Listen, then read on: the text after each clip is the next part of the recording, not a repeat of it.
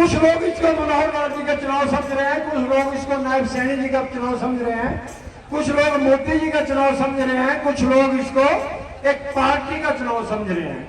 ये न पार्टी का चुनाव है, न मनोहर लाल जी का चुनाव है, न मोदी जी का चुनाव है, न नायब सैनी जी का चुनाव है। ये इस देश को दिशा नया विश्व गुरु बनाने का चुनाव है। यानी कि इस देश को कहाँ ले जाना चाहते हैं आप, इस देश को कैसा देखना चाहते हैं, इस देश को 2014 से पहले देखना चाहते हो या 2014 में आपने जो बनाई थी सरकार, 2014 में अपनी सरकार बनाई थी, उसी का अनुसरण आपने 2019 में किया और अब 2024 में उसको दोबारा करने जा रहे हो। कैसी सरकार बनाने जा रहे हो जहां आतंकवादियों का ये नहीं पता लगा कि दिन में गए कि रात में गए, जहां भ्रष्टाचारियों का ये नहीं पता लगा कि दिन में गए क्या रात में गए। पड़ोसी देश में हमारे से ज्यादा चिंता हो रही है कि दोबारा मोदी जी ने आ जाए, कभी पीओके हमारे पास से अभी जल्दी चले जाए। जेल के अंदर 370 और 35 खत्म कर दी।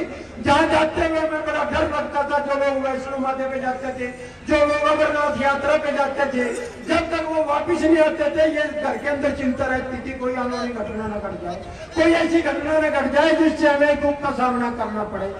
वो 370 भी खत्म हुई, 35A भी खत्म हुई और दूसरे देशों के अंदर जो डंका आपका बजा 11वें नंबर से अब 5वें नंबर पे आ गए। और मोदी जी ने एक संकल्प लिया, इस बार आप सरकार बनाने जा रहे हो। जर्मनी की जो अर्थव्यवस्था चरमरा रही है, जर्मनी हमारे से पीछे जाने लग रहे हैं। चौथे नंबर को तो हम इसी साल में लगभग आ जाएंगे, तीसरे नंबर में हमारी शक्ति आएगी। हमारे मध्य सैनिक समाज के अंग्रेज सैनी जी भी बैठे हैं, उनका बहुत बहुत सवाल। यानी कि तीसरे नंबर पे हम पहुंचेंगे और 2047 तक विश्व गुरु बनेंगे, विकसित राष्ट्र हम बनेंगे। पूरे भारत भर के अंदर 200 देश हैं जो रजिस्टर्ड है, जो यूएनओ के अंदर आते हैं, उनके अंदर 37 देश सिर्फ ऐसे हैं जो विकसित राष्ट्र हैं, यानी कि जिनके अंदर सारी सुविधाएं हैं। भारत 38वां विश्व विकसित राष्ट्र बनने जा रहा है। ये आपका सौभाग्य है। और कुछ लोग कहते थे कि तो धर्म की राजनीति करते हैं, भाई धर्म की राजनीति करनी चाहिए। महाभारत के अंदर क्या चल रही थी, धर्म और धर्म की, सत्य और असत्य की, झूठ और सच की, भ्रष्टाचार और अच्छे लोगों की। तो धर्म तो होना ही चाहिए, धर्म के बिना तो राजनीति अधूरी है। जो आदमी धर्म पर नहीं चल सकता वो राजनीति क्या करेगा, उसको क्या पता क्या है सत्य क्या होता है, उसे क्या पता लगा झूठ क्या होता है। इसलिए हमें धर्म के ऊपर चलकर, और हमारी 6 पीढ़ियां इसीलिए चली गई, तरसती हुई चली गई कि कब अयोध्या के अंदर रामलला के दर्शन करेंगे, कब हम रामलला को माला डालेंगे, कब हनुमानगढ़ी के अंदर हम जाएंगे, कब माता सबरी का मंदिर हम वहां देखेंगे। और ये लोग कोर्टों के अंदर 6 वकील करे कर दिए कि राम तो हुआ ही नहीं। अरे शर्म करो कुछ, राम हुआ नहीं। हमारी संस्कृति राम से चलती है, सवेरे भी राम, शाम को भी राम, दोपहर में भी राम, रात में भी राम। और किसी से संबंध जाना तब भी हम ये कहते हैं अच्छा तेरी मेरी राम राम। हम तो तब भी राम का नाम लेते हैं, और आप जब चल बसते हैं तो हम तो ले नहीं सकते राम का नाम, लेकिन जो साथ में चलते हैं हम कहते हैं राम नाम सत्य है, राम नाम सत्य। अरे राम के बिना हमारा जीवन उधरा, कृष्ण की लीलाओं के बिना मथुरा उधरी है, वृंदावन उधरा है। और उसके बाद भी ये दुष्ट लोग कहते हैं कि राम हुआ नहीं। अब शर्म आनी चाहिए जिनको चुनाव पाने का पता नहीं कि कोर्ट के ऊपर पाया जाता है, चुनाव पीछे पाया जाता है, दाएं कंधे में पाया जाता है, बाएं कंधे में पाया जाता है। अब जाके मंदिरों में नकली ड्रामा करते हैं, तिलक लगाएगा मुझे पता के माथे में लड़ा था। इन्होंने भाई भाई गिरे नहीं दिया, सिर्फ 1-2 धर्म तो ऐसे भी है जो चढ़ावा लेते हैं और आतंकवादियों को उनका पैसा जाता है, भ्रष्टाचारियों को उनका पैसा जाता है। सत्य सनातन धर्म का पैसा ही इस देश के काम आता है। अरे हम तो सब धर्म को काम करने वाले हैं, हम सब धर्मों की इज्जत करते हैं। धर्म सब चाहते हैं कि मेरा धर्म बढ़े, मेरा धर्म बढ़े, मेरा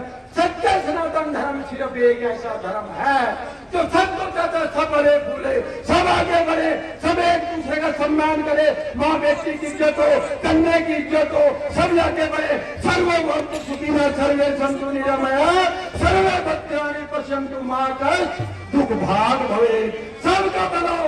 ऐसी संस्कृति मोदी जी लेके चल रहे हैं।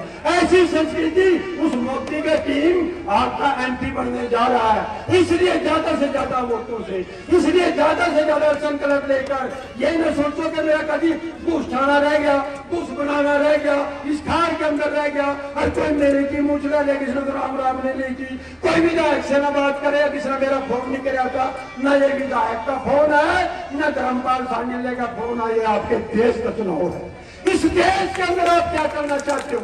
अगर उसी स्थिति में आना चाहते हो जब हमारे शहीदों के सर काट कर पाकिस्तान के अंदर लेके चले जाते थे और वहां उनके साथ घिनौनी हरकतें करते थे, अगर वैसा बनाना चाहते हो फिर तो ना दियो वोट। अगर ये चाहते हो कि अगर हमारे एक सैनिक को टच करोगे, अभिनंदन वर्धमान जो गद्दी से विंग कमांडर पाकिस्तान के अंदर चला गया था, उन्होंने उसको पकड़ लिया और पकड़कर अपनी जेल के अंदर ले गए। इधर हमारी केंद्रीय सरकार को पता लगा कि डिफेंस मंत्रालय को पता लगा कि हमारे एक सैनिक को ले गए। तुरंत मोदी जी ने फोन किया कि इसको छोड़ के आया, मैं दूसरा रास्ता पढ़ाऊं।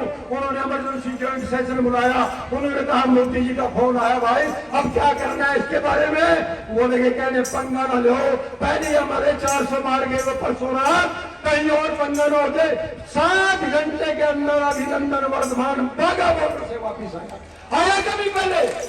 अरे मैं तो डेड बॉडी की मिली संस्कार करने के लिए, सम्मान करने के लिए अभिनंदन वर्धमान आया भारत के अंदर और उसका सत्कार किया। इमरान खान जब वहां के मुख्यमंत्री हो, प्रधानमंत्री हुआ करते थे, ऐसे मोदी जी। और यही संस्कृति हमारी है। आपने देखा वक्त उत्तराखंड के अंदर एक टर्मिनल के अंदर हमारे 40 मजदूर फंस गए।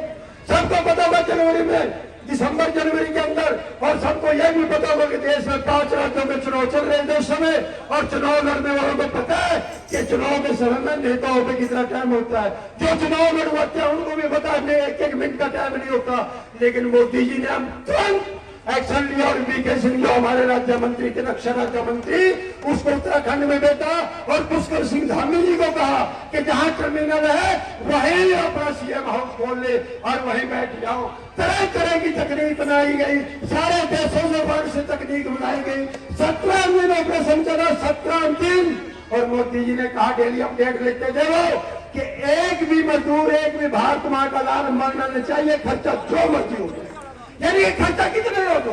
और 17 दिन के बाद, अब मेरा पीछे से हाथ रखना शुरू है, मैं जल्दी कर रहा हूं, मैंने 17 दिन के बाद वो 40 मजदूर बाहर निकाले। और पंडित दीनदयाल उपाध्याय जो हम करते हैं कि अंतिम व्यक्ति को मिलने चाहिए, जो सबसे छोटा मजदूर था, कद में भी छोटा था और रैंक में भी छोटा था, उसको सबसे पहले बाहर निकाला।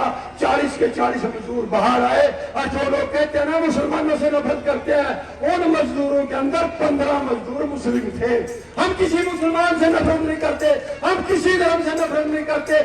यानी कि जो अतीक अहमद की बात करेगा, मुख्तार अंसारी की बात करेगा, अफजल गुरु की बात करेगा, उनके हम कट्टर दुश्मन है। हम इस्माइल खान का समर्थन करते हैं, अब्दुल हमीद का समर्थन करते हैं, अहमद खान को जिसने इस देश के लिए काम किया उनका हम सम्मान करते हैं, वो हमारे आदरणीय है। इसलिए भाइयों सभी को आगे लेके बढ़ना है, सभी ने आगे चलना है और कमल के फूल को खिलाना है और सब एक 3-3 दिन सब ने लगाने हैं।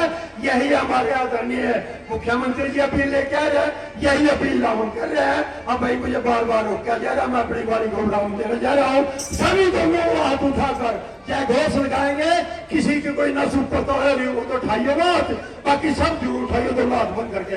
भारत माता की